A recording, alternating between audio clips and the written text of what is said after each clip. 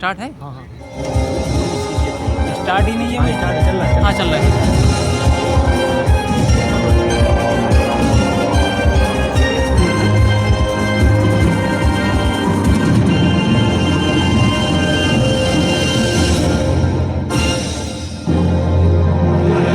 बस इतना ही रखो। 17वां प्रश्न 7.5 करोड़ रुपए आपके स्क्रीन के ऊपर कविता जी ये रहा।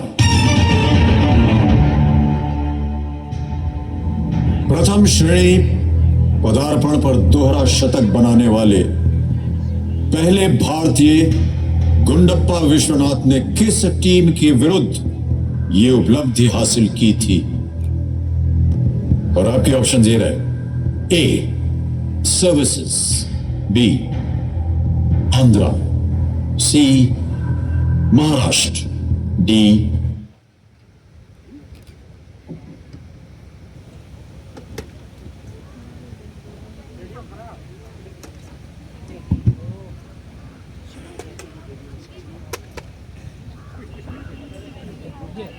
नाटक का हिस्सा है।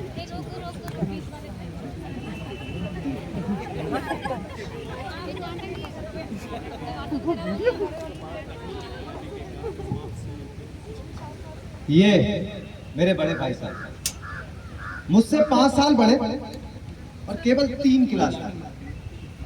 अच्छा, इन्होंने भी उसी उम्र में पढ़ना शुरू किया था जब मैंने किया, लेकिन शिक्षा जैसे महत्व के मामले में ये जल्दबाजी से काम लेना पसंद न करते। इस भवन की बुनियाद खूब मजबूत डालना चाहते थे जिस पर एक आलीशान महल बन सके। 1 साल का काम 2 साल में करते, कभी कभी इनको 3 भी लग जाते। इनका मानना था कि जब तक बुनियाद ही पुख्ता नहीं होगी मकान कैसे पायदार बनेगा। मैं छोटा, ये बड़ी, मेरी उम्र 9 साल की और ये 14 साल की। इन्हें मेरी देख रेख और निगरानी का पूरा जन्म सिद्ध अधिकार था और मेरी शालीनता इसी में थी कि मैं इनके हुक्म को कानून समझूं। अच्छा, स्वभाव से बड़े अध्ययनशील थे, हर दम किताबें खोले बैठे और शायद दिमाग को आराम देने के लिए कभी कॉपी पर, कभी किताब के हाशियों पर चिड़ियों, कुत्तों, बिल्लियों की तस्वीर बनाया करते थे। कभी कभी एक ही नाम, शब्द या वाक्य 10-20 बार लिख डालते।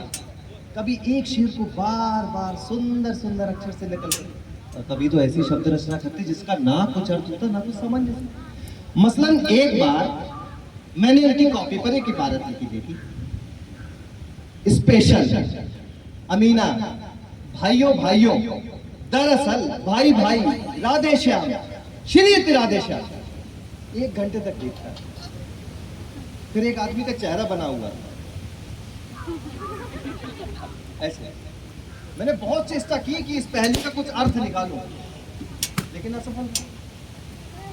और इनसे पूछने का साहस नहीं हुआ क्योंकि इनकी रचनाओं को समझना मेरे लिए छोटा मुंह और बड़ी बात थी। हाँ, मेरा जी पढ़ाई में बिल्कुल ना लगता। 1 घंटा किताब लेकर बैठना मतलब पहाड़ था। मौका पाते हॉस्टल से निकल जाता और मैदान में आ जाता। कभी कंकरियां उछालता, कभी कागज की तितलियां उड़ाता और कहीं कोई साथी मिल गया तो फिर पूछना ही क्या, 4 दीवारी पर चढ़कर कूद रहे हैं, फाटक को आगे पीछे चलाते हुए उसे मोटर कार का आनंद उठा रहे हैं। लेकिन कमरे में पहुंचते ही भाई साहब का ये रौद्र रूप देखकर प्राण सूख जाते थे। उनका पहला सवाल होता था,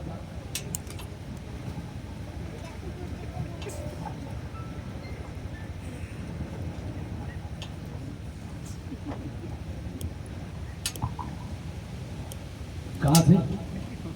कहाँ से?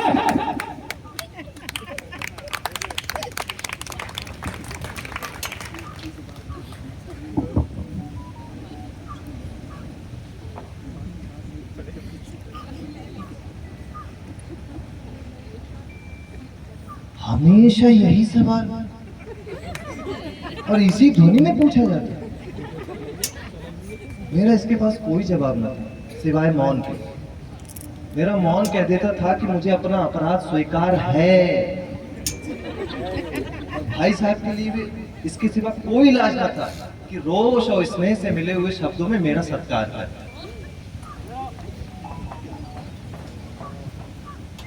चलो एक ट्रांसलेशन करो, ठीक है?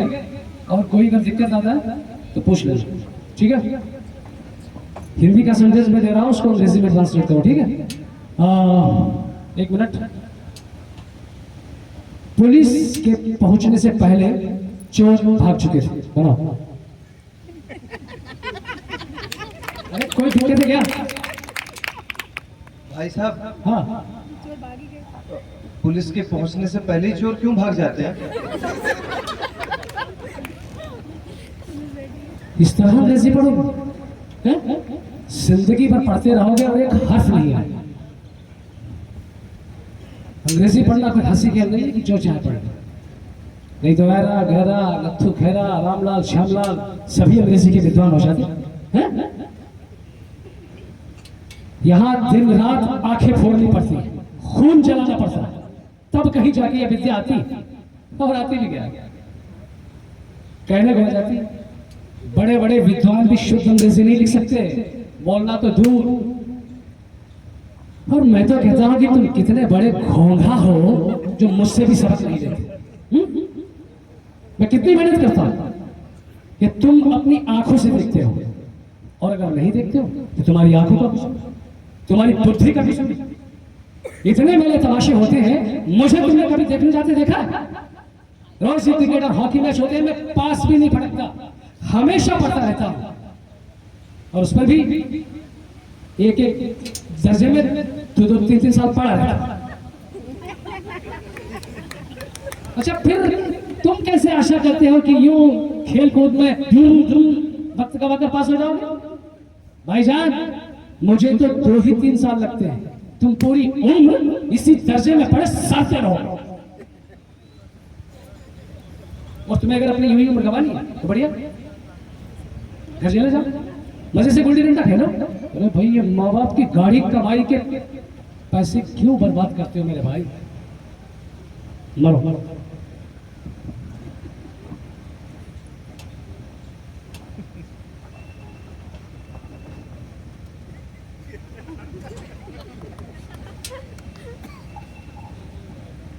मैं लताड़ सुनकर आंसू बहाने लगा। जवाब भी क्या? अपराध तो मैंने किया, लताड़ कौन सा है? भाई साहब उपदेश की कला में ऐसे निपुण थे जैसे इन्होंने बीटीसी कर रखी है। ऐसी लगती बातें कहते, ऐसे सूप दीवार चलाते ना कि जिगर के टुकड़े टुकड़े हो जाते और हिम्मत छूट जाती। अरे इस तरह जी जान तोड़कर मेहनत करने की शक्ति मेरे में नहीं है। और उस निराशा में जरा देर के लिए सोचने लगता कि क्यों ना घर चला जाए। जो काम मेरे बूते के बाहर है उसमें हाथ डालकर क्यों अपनी जिंदगी खराब करूं? मैं बेवकूफी सही, घोंगा सही, नहीं होती इतनी मेहनत, चला जाऊंगा। लेकिन घंटे तो घंटे के बाद मैं इरादा करता कि आज से खूब जी लगा कर पढ़ूंगा, चटपट एक टाइम टेबल बना डालता। लेकिन पहले से कोई स्कीम तैयार किए हुए काम की शुरुआत कैसे की जाए? टाइम टेबल में खेलकूद की मत तो बिल्कुल उड़ा जाता है। प्रातःकाल उठना, 6 बजे मुंह हाथ धोकर नाश्ता करके पढ़ने बैठ जाना, 6 से 8 तक अंग्रेजी, 8 से 9 तक गणित, 9 से 9:30 तक इतिहास, फिर भोजन और स्कूल से 3:30 बजे वापस आकर आधा घंटा आराम, 4 से 5 तक भूगोल, 5 से 6 तक ग्रामर, आधा घंटा हॉस्टल के सामने टहलना, 6:30 से 7 अंग्रेजी कंपोजिशन, फिर भोजन करके 8 बजे पढ़ने बैठ जाना, 8 से 9 तक अनुवाद, 9 से 10 तक हिंदी, 10 से 11 तक विविध विषय और फिर विश्राम।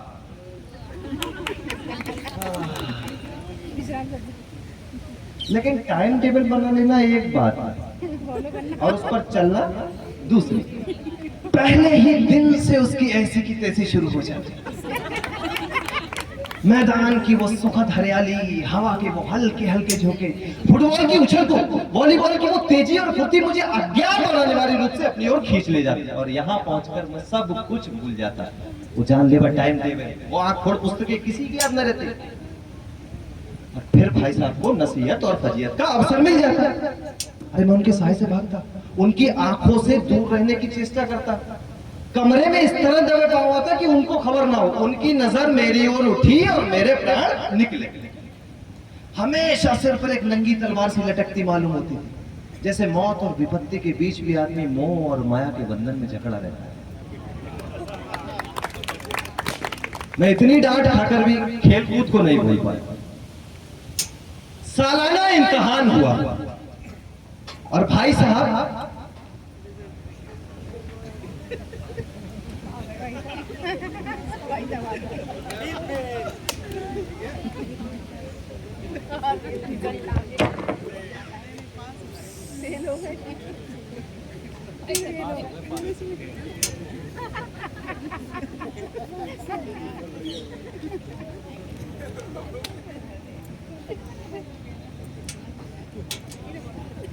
भाई साहब फेल हो गए,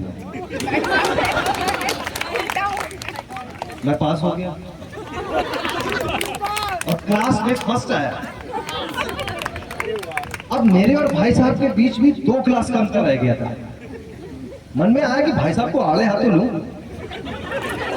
क्यों महाराज, कहां गई वो आपकी घोर तपस्या?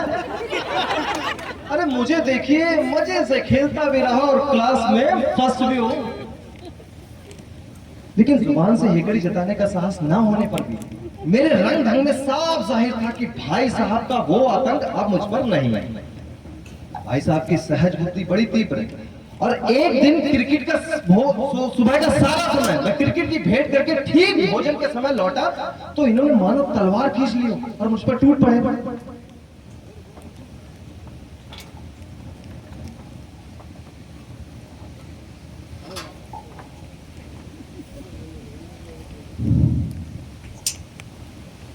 देख रहा हूँ इस साल पास हो गए हो और दर्जे में अव्वल आ गए हो तो दिमाग खराब हो गया। मगर भाई साहब, घमंड तो बड़े बड़ों का नहीं रहा।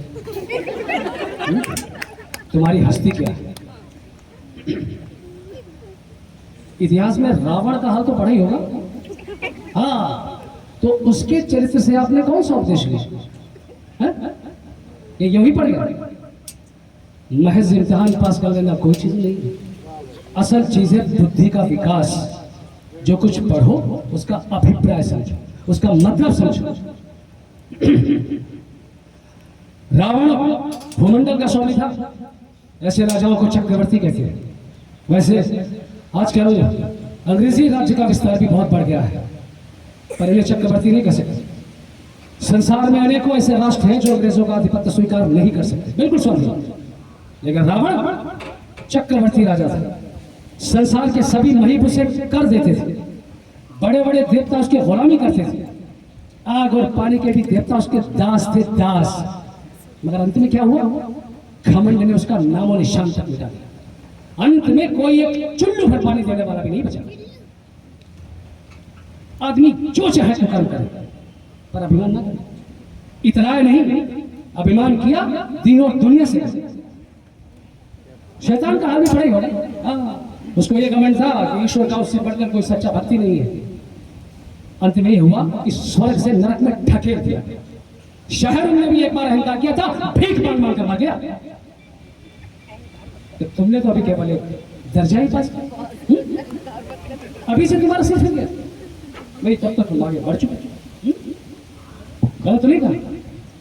ये समझ लो कि तुम अपनी मेहनत से नहीं पास हुए हो। अंधे के हाथ बटेर लगी और बटेर केवल एक बार हाथ लगती है, बार बार नहीं। कभी कभी क्रिकेट में भी कोई चौका छक्का मार देता है, लेकिन इससे कोई सचिन तेंदुलकर नहीं बन जाता। सफल खिलाड़ी वो जिसका एक भी बार खाली ना जाए। मेरे फेल होने पर ना जाओ। मेरे दर्जे में आओगे ना तो दांतों पसीना आ जाएगा, दांतों। जब अलजबरा और ज्योमेट्री के लोहे के चने चबाने पड़ेंगे, इंग्लिस्तान का इतिहास पढ़ना पड़ेगा। बादशाहों के नाम याद रखना आसान नहीं। 8-8 तो हेनरी ही टपक गए, समझ गए? कौन सा कांड किस हेनरी के समय में हुआ ये याद कर लेना आसान समझते हो? हेनरी 7वें की जगह पे अगर हेनरी 8वां लिख दिया, सारे नंबर गायब, सफा चट, सिफर भी नहीं मिलेगा। हो किसके आगे? दर्जनों तो जेम्स है, कौड़ियों चार्ल्स। दिमाग चक्कर खाने लगता है, आंधी हो जाता है। इन आगों को नाम भी नहीं जुड़ते। एक ही नाम के आगे दोयम, सोयम, जहर्रम, पंजुम सिस्टम लगाते चले गए। मुझसे पूछते मैं 10 लाख नाम बता देता, 10 लाख। और ज्योमेट्री खुदा की बना, आ बा जा की जगह पे आ जा बा लिख दिया, सारे नंबर कट गए। कोई निर्दयी मुमतैनों से नहीं पूछता कि भैया आबा जा और आजाबा में क्या फर्क है? और बेकार की बातों के लिए क्यों छात्रों का खून करते हो? हैं? दाल भात रोटी खाई या भात दाल रोटी खाई, इसमें क्या रखा है? लेकिन नहीं, ये तो बस वही देखते हैं जो कि पुस्तक में लिखा। चाहते हैं कि विद्यार्थी पुस्तक का अक्षर अक्षर रट डाले और इसे रटन का नाम शिक्षा रक्षा। आखिर इन पैसे पैर की बातों को पढ़ने से कोई फायदा है?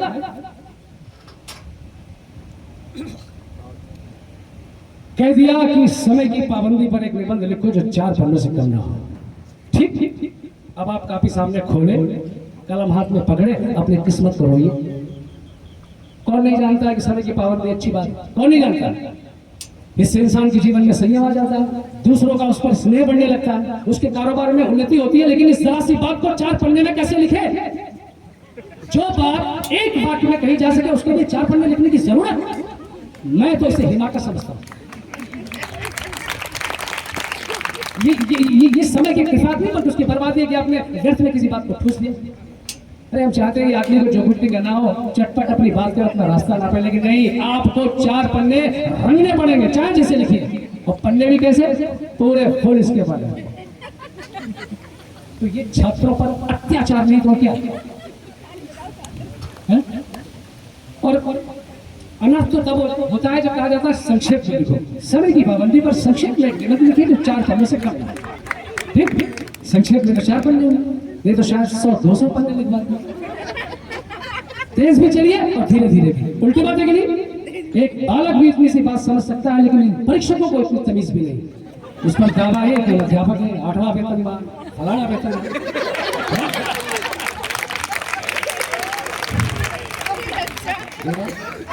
मेरे दर्जे में आओगे ना लाला, गलत तो नहीं था, तो ये सारे के सारे पापड़ बेलने पड़ेंगे और तब जाके आटे और दाल का भाव मालूम हो।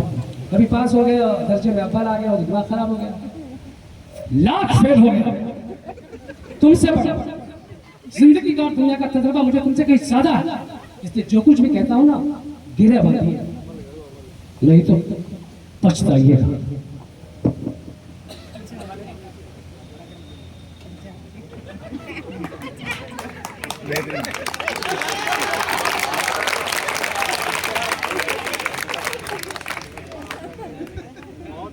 स्कूल का समय निकटता नहीं, ईश्वर जाने ये उपदेश माला कब समाप्त।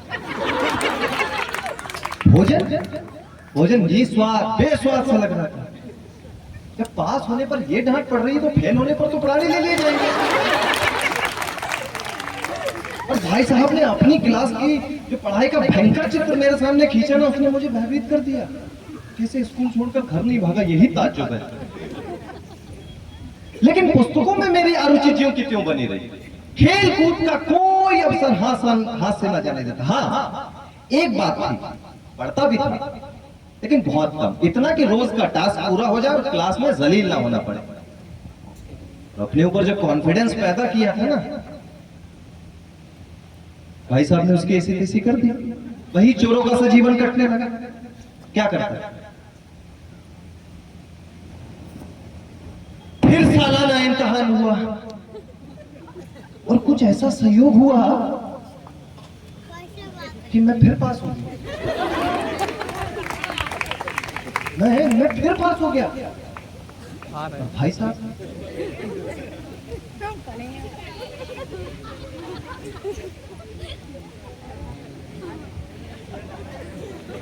चढ़ा भी नहीं जा रहा भाई।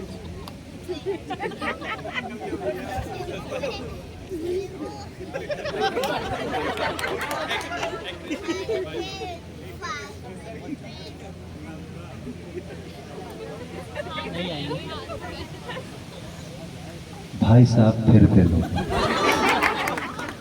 अच्छा, मैंने ज्यादा मेहनत ना की, लेकिन पता नहीं क्लास में कैसे फर्स्ट आ गया। भाई साहब ये जी तोड़ दिया। कोर्स का एक एक शब्द चाट गए। रात 10 बजे से इधर, सुबह 4 बजे से उधर, मुद्रा कांतिहीन हो गई थी। कितने रातों से सोए नहीं थे और मुझसे कहा करते थे ब्रह्म मुहूर्त में पढ़ा करो, विद्या आती है। लेकिन बेचारे खुद फेल हो गए। नतीजा सुना है क्या? मेरे पास ही बैठे रोने लगे, मैं भी रोने लगा। अपने पास होने की खुशी आधी हो गई। मैं भी फेल हो गया होता तो भाई साहब को इतना बुरा ना लगता। लेकिन विधि का विधान कौन करे।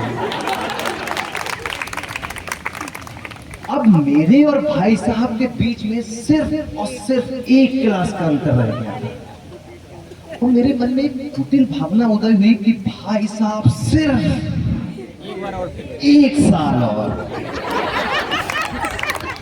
सिर्फ एक साल और फेल हो जाए तो मैं उनके बराबर आ जाऊंगा, फिर किसादार तक मेरी फजीयत करेंगे। लेकिन मैंने इस कमीने विचार को दिल से बलपूर्वक निकाल डाला। मेरे अच्छे के लिए तो डांटते हैं, मुझे बुरा जरूर लगता है, लेकिन शायद उनके उपदेशों का ये असर है कि मैं दनादन पास होता जाता हूँ, और वो भी इतने अच्छे नंबरों से।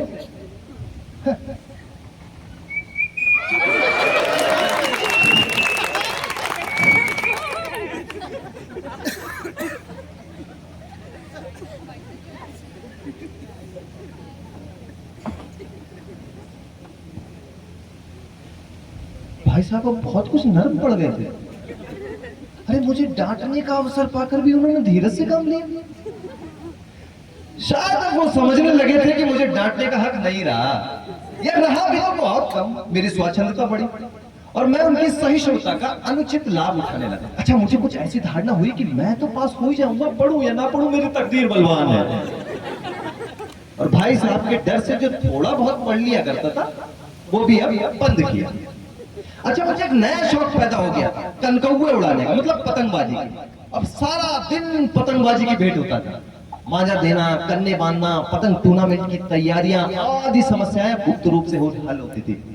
उनको इस संदेह न होने देना चाहता था कि उनका सम्मान और लिहाज मेरी नजरों से कम हो गया। और एक दिन शाम के समय में बाजार में दौड़ता चला जा रहा था। आंखें आसमान की तरफ थी और मन उस आकाशगामी पथिक की ओर जो मंद गति से झूमता हुआ पतन की ओर चला जा रहा था। जैसे कोई आत्मा स्वर्ग से निकलकर विरक्त मन से नए संस्कार ग्रहण करने जा रही है।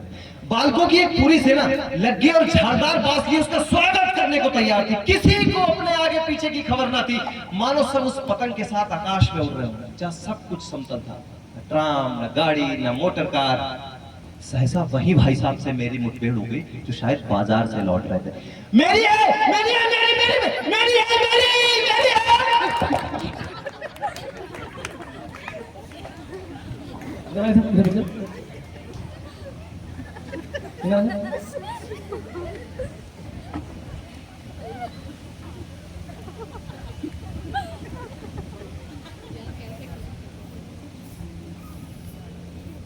बाजारी लौंडों के साथ थैले के कनकौए के पीछे दौड़ते तुम्हें शर्म नहीं आती? इतना भी लिहाज नहीं कि नीची जमात में नहीं हो, बल्कि 8वीं दर्जे में, पर मुझसे केवल एक दर्जा नीचे। आखिर इंसान को कुछ तो अपनी पोजीशन का ख्याल करना चाहिए कि नहीं? एक जमाना था जब लोग 8वां दर्जा पास करके नायब तहसीलदार हो जाते हैं। मैं कितने ही मरीजों को जानता हूं जो आज अव्वल दर्जे के डिप्टी मजिस्ट्रेट और सुप्रिंटेंडेंट हैं। कितने ही 8वीं जमात वाले हमारे लीडर हैं, कितने ही समाचार पत्रों के संपादक हैं, बड़े बड़े विद्वान जिनकी मातहती में काम करते हैं, और तुम उसी 8वीं दर्जे में आकर इन बाजारी लौंडों के साथ कनकौए के पीछे दौड़ रहे। मुझे तुम्हारी कमकली पर दुख हो, तुम जहीन हो, इसमें कोई शक नहीं, लेकिन वो जहन किस काम का जो हमारे आत्मगौरव की हत्या करे। तुम्हें ऐसा लगता होगा कि भाई साहब महज मुझसे एक दर्जा नीचे, इसलिए ऊपर, इसलिए अब उन्हें मुझे कुछ कहने का हक नहीं। गलती है तुम्हारी। मैं तुमसे 5 साल बड़ा हूं और हमेशा रहूंगा। जिंदगी का और दुनिया का जो तजर्बा मुझे, तुम उसकी बराबरी कभी नहीं कर सकते, चाहे तुम में डिफिनिटी क्यों ना हो जाओ। समझ किताबें पढ़ने से नहीं आती, दुनिया देखने से आती। हमारी अम्मा ने कोई दर्जा नहीं पास किया और पापा भी शायद 5वीं या 6वीं जमात से आगे नहीं गए होंगे, लेकिन हम दोनों चाहे दुनिया भर की सारी विद्या क्यों ना पढ़े, दादा और अम्मा को हमें डांटने का और सुधारने का अधिकार हमेशा है। और इसलिए नहीं कि वो हमसे हमारा जन्म जाता है, बल्कि इसलिए क्योंकि दुनिया का और जिंदगी का उन्हें हमसे ज्यादा तजर्बा है और रहेगा।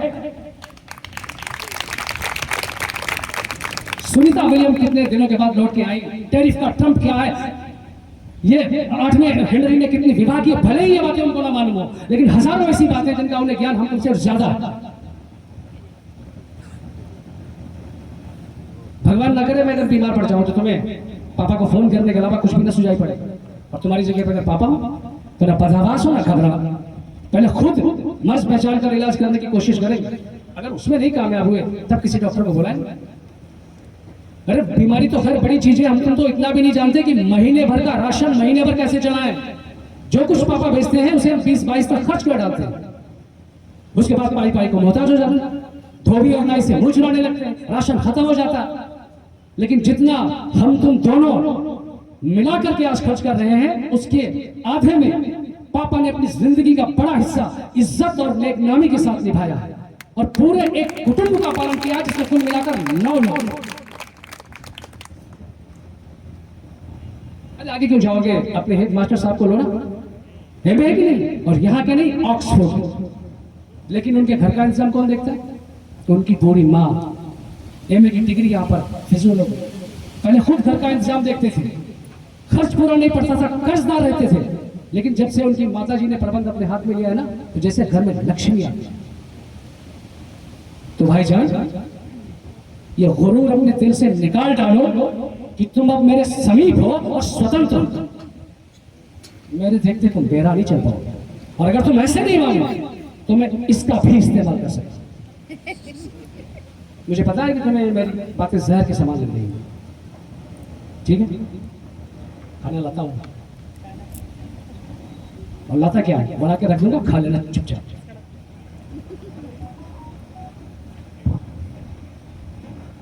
भाई साहब,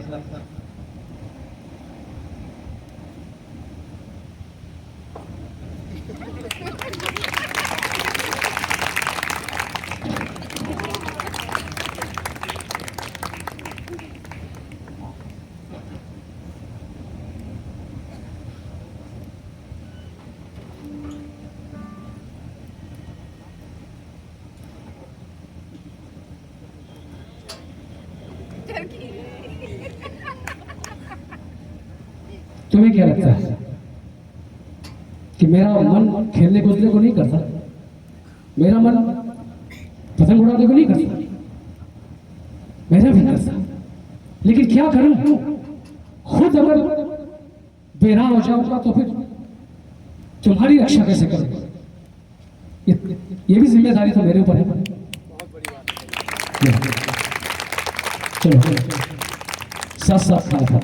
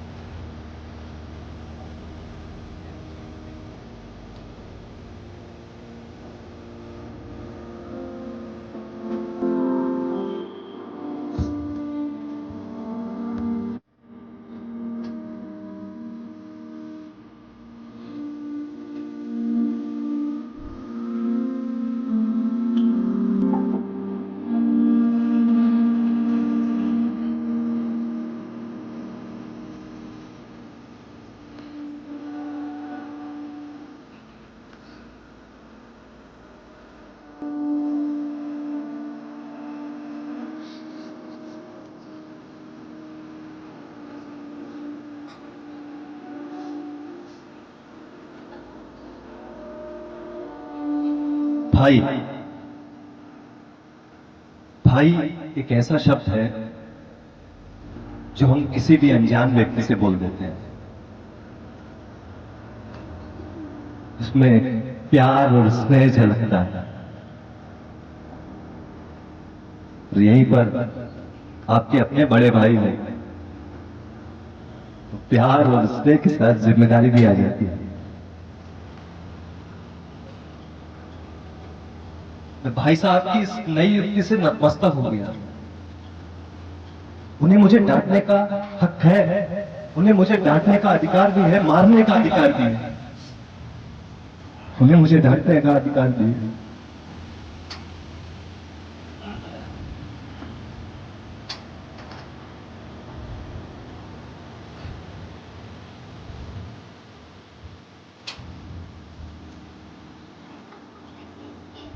भाई साहब, आप जो कुछ फरमाते हैं बिल्कुल सच है और आपको कहने का अधिकार है। आपको कहने का अधिकार है भाई साहब। सॉरी भाई साहब, सॉरी सॉरी।